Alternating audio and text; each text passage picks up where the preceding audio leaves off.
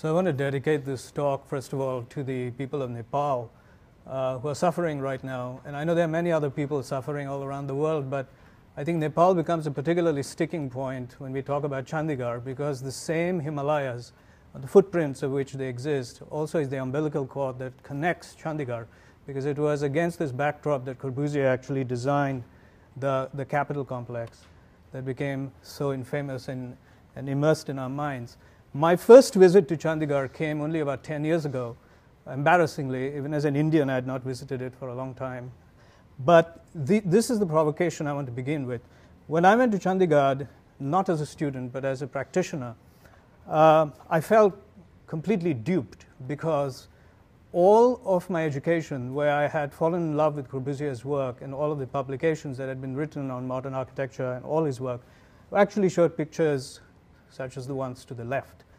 They were increasingly interested in the original image of Corbusier's initiations or his intentions, as it were, in what he meant when he designed Chandigarh. And even as I tried to take a photograph of this building, I couldn't get a Puritan photograph because it had already gone through a lot of evolution. So I felt highly deceived, because none of these images had taught me as a student the actual history or the scars of Chandigarh that I had to discover for myself. And so what I want to do is, it provoked a lot of thoughts in me, because Chandigarh is not just an Indian city, it's actually a Pan-Asian city. When you look at it as a point of view of phenomenology, the amount of impact that it had on the influence of what Asian cities are became very, very poignant. And so I want to talk about a couple of findings from 3 books that came out recently, and share them with you in the spirit of further discussion. Just to contextualize Chandigarh from my point of view in 4 slides, there has been a long history in Asia of intra-Asian trajectories. When you look at the Taj Mahal, for example, we think of it as an icon today. But Manu will tell you more than anybody else that the history of Taj Mahal begins with the Gur Emir, and probably even before that, in Samarkand.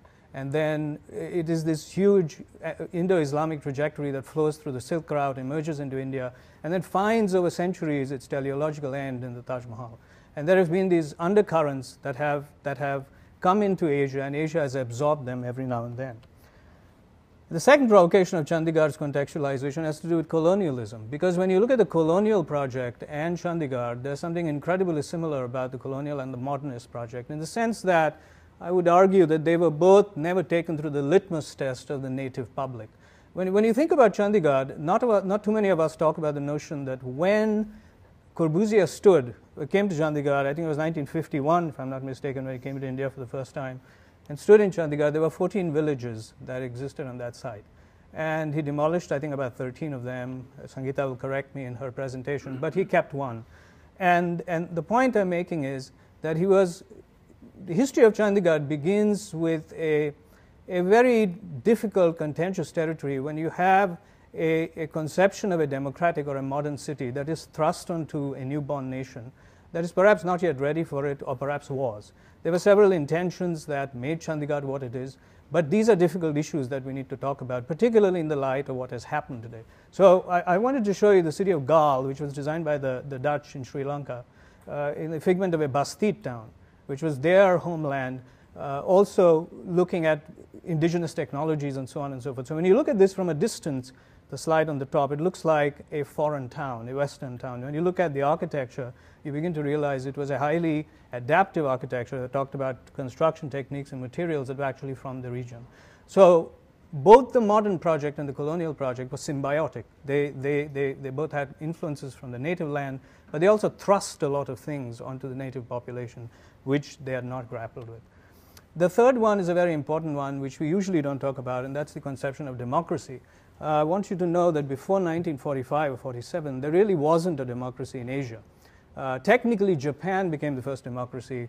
We got after the war, the American occupation actually insinuated the first democracy in Japan. And even before India really edified its democracy, the first conscious democratic space in terms of urbanism was actually designed in Japan. This is the Hiroshima Peace Park. And why it's important is because for the first time in the history of Asia, people could actually gather in public and mourn in public and vent in public in a democratic sense, which was previously non-existent in many monarchical societies, where gathering was there, but in a completely different parlance. And Chandigarh, in many ways, it was a symbol of a new democracy, and it needs to be discussed this way as well. And then the fourth one is the guises of globalization.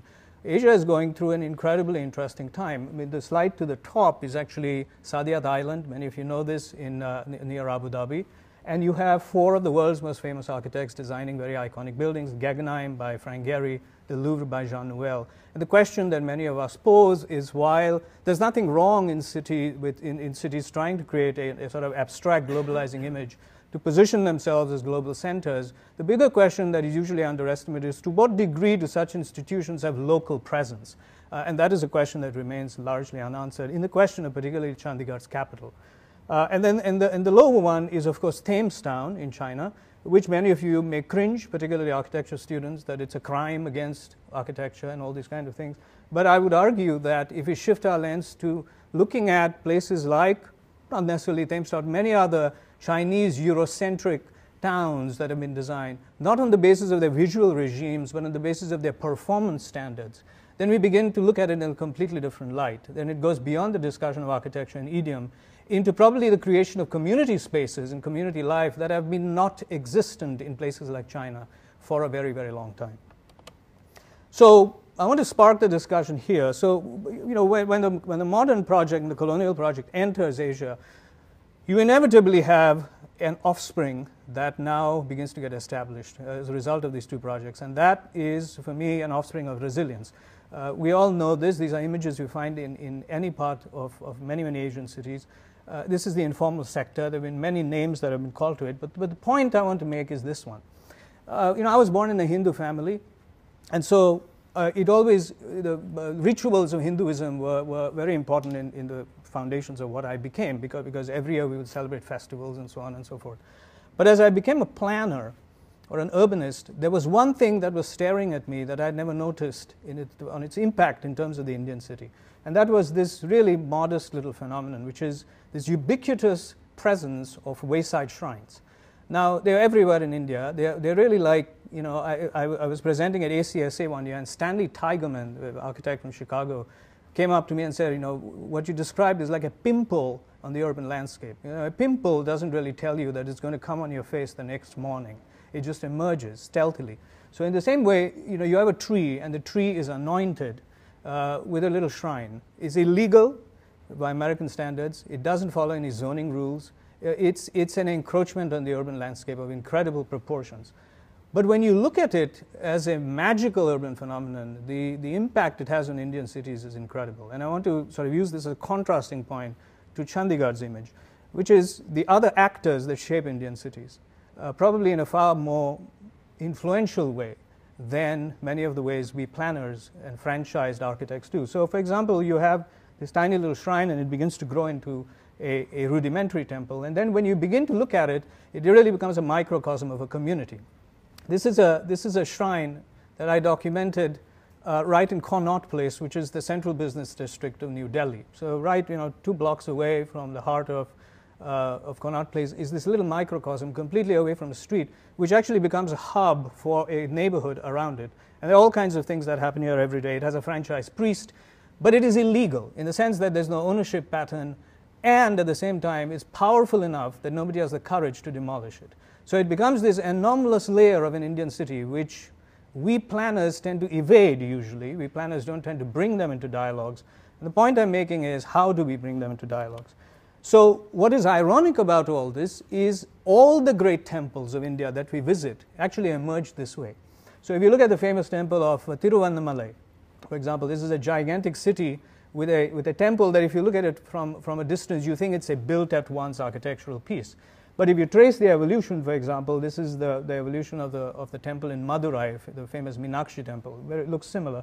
It began, you know, years ago, 1600 years ago, as a fortuitous little shrine in the middle of a forest. And then it grows into 2 shrines, and the shrines merge and becomes a campus, all through an incremental process that is not planned in the way you and I understand designed cities. What I'm saying really is there are many other forces that are having an incredible influence on shaping Asian cities every single day. And the question for us really to ask is, while we talk about franchise planning, how do we bring these other forces that are staring at us into the dialogues and amalgamate them as part of praxis? The South Indian temples. And again, these are pages from the book. This is a documentation of the morphologies of 12 or 15 towns that are centered exclusively around temples. So temples have not just become the centers of microcosms of buildings, not just of campuses, but of entire cities. The one to the bottom right, of course, the bottom left is Banaras, which is perhaps the most complex of such cities. What you see to the right here is a very interesting graphic done by a great scholar, Rana P.B. Singh, in Banaras. And what it shows you is it actually de-emphasizes the morphology of the city as you and I would understand it in terms of blocks, streets, buildings, and emphasizes a route through the city, which is actually a pilgrimage route called the Panchkoshi Yatra, which is about a 5-kilometer pilgrimage that has about 108 shrines that you visit. Now, if you and I go to the city, we do not have the cognitive radars to understand what this means. But to the hundreds and thousands of pilgrims that come to cities every day like Banaras, this is how they understand the city. So it begins to raise very intricate questions about how we understand cities, for whom we design, what planning is, and why we do it. And at the end of the day, you begin to understand that even cities like this have two sort of schizophrenic dimensions. On the one hand, they're extremely sacred, but on the other hand, incredibly mundane. And we did a lab in Banaras about 5 years ago, and we recognized that what is so alarming about Banaras is that many of the zoning regimes that are governing the city every day are extremely mainstream. They're going through Euclidean planning, and they're ignoring all of these aspects that are lying right in front of them. And then I shift to Tokyo, which is the third book, which actually deals with a whole other layer of resilience. Tokyo, this is a documentation we did of Shinjuku, which is this extremely expensive district in Tokyo. And what you'll see is the lot sizes of the buildings. So the land scarcity is an incredible opportunity for Tokyo to talk about density in a completely other way. And this is an evolution of Tokyo, which begins to show a figure field evolution unlike any other city in the world, because it begins to the top left as a tiny little castle town in the 1600s. And then the grid, as it grows, begins to get shattered by earthquakes and disasters. So the gray areas that you see from time to time are the destroyed city that is then rebuilt again and again. So Tokyo is a city where the term disaster has actually translated into a cyclical occurrence. And why I'm saying this is because when Westerners go to Tokyo, they actually begin to misunderstand the formal attributes of Tokyo as an unplanned city. But you begin to understand it from a different lens as to why it looks the way it does. It presents a completely different picture. So I want to end with three challenges through my practice projects. The first one is challenging the process. And Chandigarh, I think some claim 48 hours, some claim 2 days. Infamously, Corbusier came and changed the Albert Meyer plan into the tabula rasa that we all know.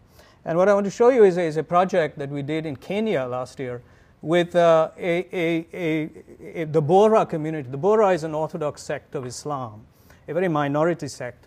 And I don't want to show you the design as much, it's a campus, but I want to show you the process through which all these images were created. These were created through a collaborative exercise where all of the language, all of the vocabulary was actually created as a populist expression of what they wanted, not necessarily what we wanted. I'm not trying to say Corbusier is wrong, I'm right, or anything like that. I'm just trying to show you contrasting provocations to many other ways of thinking about what we would consider to be anachronisms, typically belonging to another time. But these are regimes of modernity, indigenous modernities that exist today that we need to take into account. The second challenge is from tabula rasa to town fabric, and I'm ending here. This is a town within Saudi Arabia, and this is a town which actually talks about changing production housing, which is actually the fabric of the city. We don't usually get into mundane aspects of production housing. We talked about sprawl, for example. The number one culprit of the DNA of sprawl is actually production housing. So how do you take an element like production housing and transform it, where you want to bring impeccable repetition on the one hand, but incredible diversity on the other? And the third one is going from the sector to the block. So Corbusier's infamous sector, which is, I remember now, 1,000 meters long or some amazing number like that, and you begin to go to the roots of it, and it begins to have this influential manifesto that goes back to the Villaradios, although it's not necessarily Villaradios' manifestation, but the roots of it really echo into this. And this is a shot from China. So this influential instrument has found its way everywhere in the world. And whether we like it or not, it's an extreme case in China where in the 70s they passed a rule to save energy for the poor people where it's now required for every building to face south. I don't know if you know that. There's a solar intake study which mandates almost every building to face south. So when you land at the airport in Shanghai, and when you're driving into downtown, within 5 minutes you can figure out where north is because all the buildings face a particular way. And that's what it looks like. And so the point is, you inherit a project like this. We inherited this project 2-3 years ago, and you can see all the buildings face the same way. Now, how do you go from here to another way? And the argument we're trying to make is you can take density and convert them into block structures instead of thinking of sectors and swaths, where you can take density and design them on blocks that are 400 by 400 or 300 by 300 is the DNA of a city, where you can achieve enormous densities, 200 dwelling units to the acre like this, or like this, or like this, or like this. And when you begin to combine them, you actually get a city that is now based on a completely different model of pedestrians and walkability and so on and so forth, which is a counterpoint to many of the regimes that were proposed in the 1950s.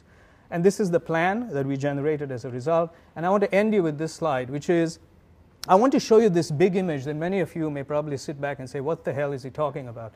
This is in China. And I show you this image with a lot of love because I want to tell you as a sort of finishing point that Eurocentrism is selling like a hot cake in China today. So I go up on this charrette in Zhengzhou. On the first day, the only names that my client keeps throwing are Barcelona, New York, Hampstead, Letchworth. And I'm getting angry because what happened to China? You're 5,000 years old. And then it occurred to me on the fourth day of the charrette that I'm being a complete idiot. Actually, their love for Eurocentric landscapes is probably the most amazing catalyst that you could give them. If Eurocentrism is selling, can we use it as a catalyst to create another model of urbanism, not architecture, that can actually create a lot of new things for China rather than focusing on veneers, on architectural styles and idioms? So I just want to shift the discussion there. And I'll leave you with this. This is the 3 shots of Chandigarh, Netchand's garden, a little shrine that I captured in Chandigarh, and then the famous image from Rodrigo Pérez de Arce, the Chilean architect who in the 70s had actually taken the capital of Chandigarh and filled it to make it a real city. And so 5 shifts in conclusion, in the spirit of academic closure. So I want to call for a shift from intentions to receptions. There's a difference between what you intend, but I think the shift needs to be what do people receive? How is it received and by whom? Propositions to legacies. I think Corbusier proposed, but the legacy is completely different. I think we need to talk about legacies now. Personal biases. I love, I think, I want to propose, I'm great. To socio-political realities. There's a political structure in place, a corrupt government. How do you navigate all these? Architectural style, I care a damn about it. To urban reform, I care a lot about it. Urbanism first, architecture next. And from high art, I don't think architecture anymore is a high art in the world we live in. It's high activism. Thank you.